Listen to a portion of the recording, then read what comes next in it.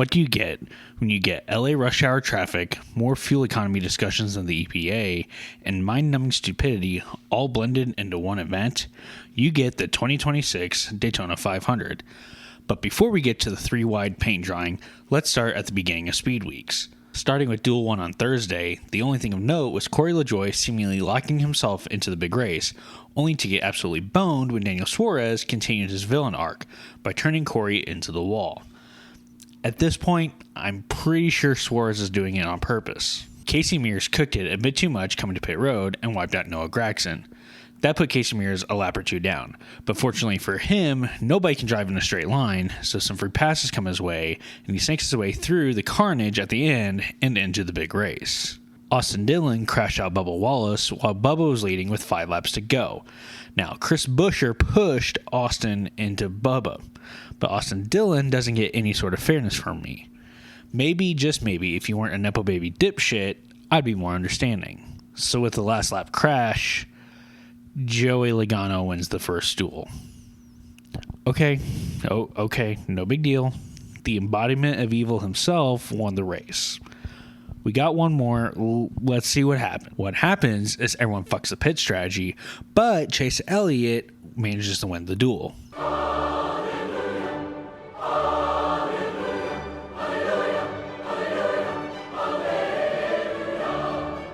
Anthony Alfredo managed to race his way in as an open car, only to get publicly executed, aka disqualified, when his car failed post-race tech inspection. Womp womp. Holy Jesus. What is that? What the fuck is that? Now on to the big day on Sunday, and on lap 5. Lap 5. BJ McLeod's day would end early when he spun coming out of turn 4. Classic Daytona. Some nobody spins out and crashes into contenders. What the fuck are we doing? On lap 85, Ross Chastain committed his obligatory domestic terrorism by coming down and hitting Cody Ware, sending Chase Briscoe and Austin Dillon down the grass and spinning Connor Zilisch as well. Ross Chastain and stirring shit. Name a more iconic duo. Ooh, I got one. Joey Logano and being an insufferable asshole. And you know what's even worse? Joey was decent in the booth for the truck race. I can't even hate him for that. How am I going to continue the gimmick of fuck Joey Logano if he's like not Joey Logano? Anyway, back to racing. On lap 123, Justin Allgaier took the lead of the race coming across the start-finish line and tried to move up in front of a hard-charging Denny Hamlin. However, Justin moves at the rate of speed only seen in the Zootopia DMV and crashes half the field.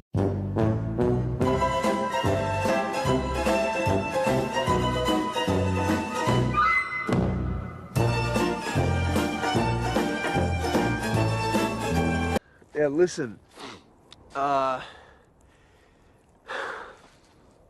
we fucked up. And now it's time for Fuel Savings at Daytona, the part of the show where we try to save fuel at Daytona. Please, someone get that VeggieTale reference. Yeah, so this is the dog shit part of the race. Cars were 5 seconds off the pace. At Daytona, during the 500, the biggest race of the year, when the eyes of the entire nation are on us. Someone please fucking kill me. I really couldn't blame Elaine. She wanted a career. Oh, Magic 8 Ball. Will NASCAR fix this? Nope. Yeah. What do you think?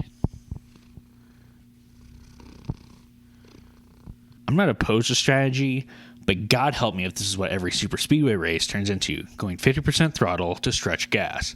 If NASCAR doesn't fix this, I will continue to say stupid shit on camera about things I know nothing about. So this sucks, and we all agree it sucks, so I'm just going to move on. Okay, fair? All right. When the pace finally picks up, we get the mad dash onto pit road. This ends when Denny Hamlin and Christopher Bell get together coming to 8 to go. Christopher Bell would be out after his steering was broken. To be fair to Denny, Corey Heim got into Denny's rear and spun him into his teammate. Hey Corey, maybe, just maybe, this is why no one had a full-time ride for you this year. Ignore you like winning the trucks, I think, last year. I don't know. So here we go. 4 laps to the end here. Michael McDowell gambled by not stopping and leads the field back to green. Then with 1 to go, Carson Hocevar pulls ahead of the field. Oh my God, is Carson Hocevar's first swing going to be the Daytona 500? Oh my Lord, wait, well, no, there goes the other half of the field. That's got to be a caution. Wait, no caution? What the? Chase Elliott is leading in turn 4. Chase Elliott is going to win the Daytona 500. Chase Elliott is going to win the Daytona 500. Chase Elliott, he's going to win. He's going to at Tyler Reddick won. Tyler Reddick. Did I even know Reddick was in this race? Yes, NASCAR forgot they had a caution button and let the field race back to the line, where those who remained crashed out as well, namely due to Riley Herbst trying to shut the door on Brad Keselowski and collecting Chase Elliott and Joey Logano in the process. Riley Herbst is a national disgrace. What the actual fuck? So anyway, Tyler the Leprechaun wins. It reminds you that Lucky Charms are magically delicious. And thank God NASCAR let that run green, because that ending was amazing. Now for the awards. The Is This Rock Bottom award goes to NASCAR for having the green flag dropped by some numbnuts in a Bart Simpson costume. Sure, The Simpsons aired their 800th episode that night, but seriously? You couldn't get someone better, like, Bandit Healer wasn't available? SpongeBob turned you down? Well, that was nice while it lasted award goes to the truck race.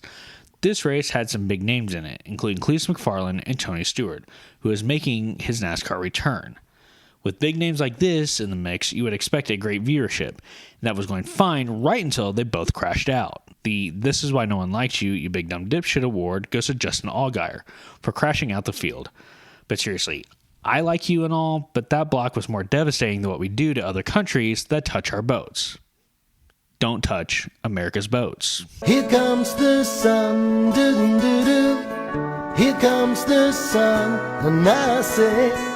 And Mr. Hamlin, going all Ayrton Senna and lunging for a gap that's clearly disappearing is something we expect from dipshits like Riley Herbst, not a multi-time Daytona 500 winner. The You Might As Well Be Dead to Me award goes to the O'Reilly series, because I live in godforsaken Indiana, and for some reason my local CW station does not air on DirecTV.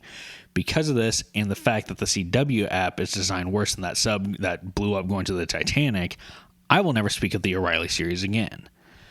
The How Can You Let Him Win award goes to the entire O'Reilly field for letting Austin Hill win. The Give the Owner an Aneurysm award goes to the Joe Gibbs cars. Ty Gibbs 23rd, Denny Hamlin 31st, and Bellin Briscoe 35th and 36th respectively. Come on guys, get your shit together. So to review, fuel savings at the Daytona 500 will cause the end of civilization. Justin Allgaier and Riley Herbst are somehow the same person, and Joey Logano is not the devil I thought, but still, fuck that guy.